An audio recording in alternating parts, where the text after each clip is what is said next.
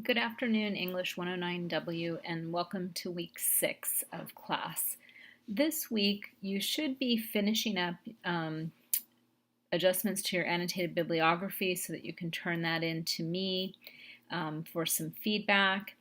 If you have not yet done so, please post in your group discussion a copy of your bibliography so that you can get some feedback from your group mates, and also you'll need to give some feedback to them. There are instructions under that to do that. Once you've gotten feedback from your group and discussed how you're going to incorporate that feedback, make the changes to your bibliography, and then by the end of week 6 you will be turning in your bibliography to me. There are 2 locations to do this, you'll notice this time, and I wanted to talk about why there are 2 things. Generally, you'll see this sort of a setup when you're turning something in on SAC-CT, and when we turned in the topic proposal, this is what it looked like, and you submit your paper there. This time, in addition to the usual way we turn it in, I want you to also submit a copy under the second annotated bibliography, and this is actually employing the turnitin.com system. So this will give you what's called an originality report that you can look at to see where there are places where I didn't quite paraphrase in my own words. Maybe I'm too close to the source and I need to go back in and make some adjustments to that.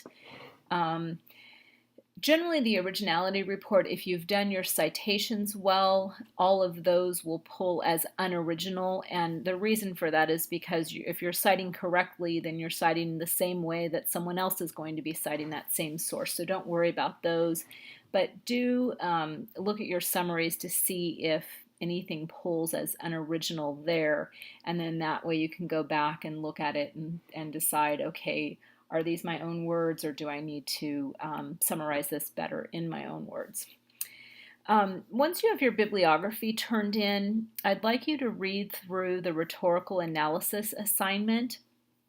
This particular assignment will ask you to focus on one of the articles from your bibliography, and let's take a look at that. So the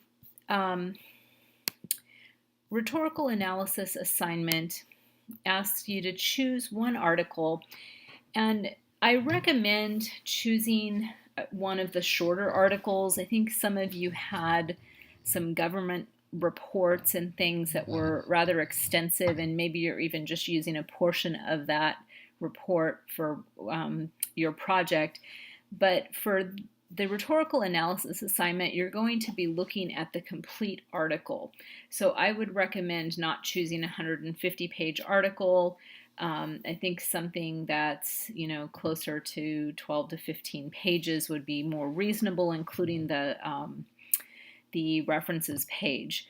So choose one of your sources to work with for this rhetorical analysis report.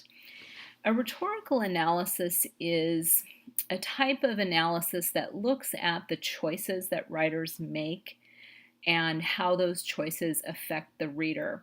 So we'll be looking at several categories of choices that writers make as we annotate and journal about what's going on in your article that you're working with. So we have some readings associated with this, and you'll be turning in several assignments. When we end the project, you will turn in your article where you've made annotations about the rhetorical choices. You will turn in your written report that talks about the choices that particular author has made and how they exemplify the type of writing in that particular field of study.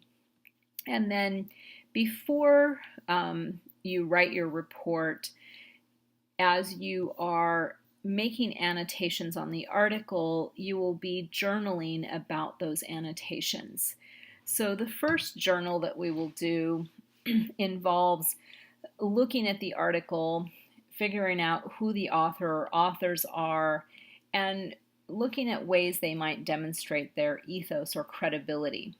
If there's not a lot of information about the author on the article itself, you could look up the author to gather more information. Just be sure to identify where you found that information.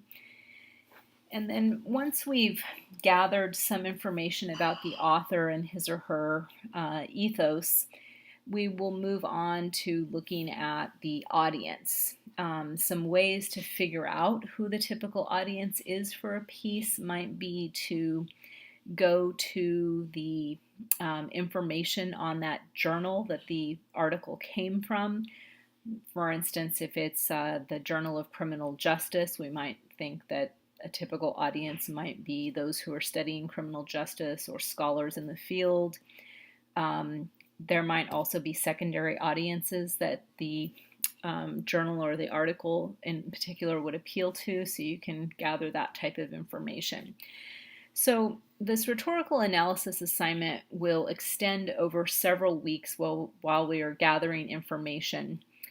All I really want you to do toward this assignment this week is to figure out which of your articles from the bibliography that will be the one that you will use for this particular assignment.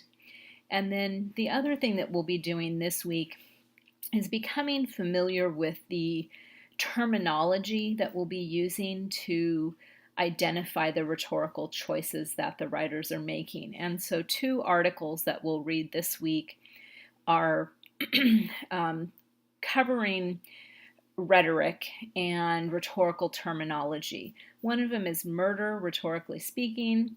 The other is Backpacks versus Briefcases, Steps Toward a Rhetorical Analysis. And then I'm asking you to, in our discussion board, define some of those terms that we're seeing in these 2 articles.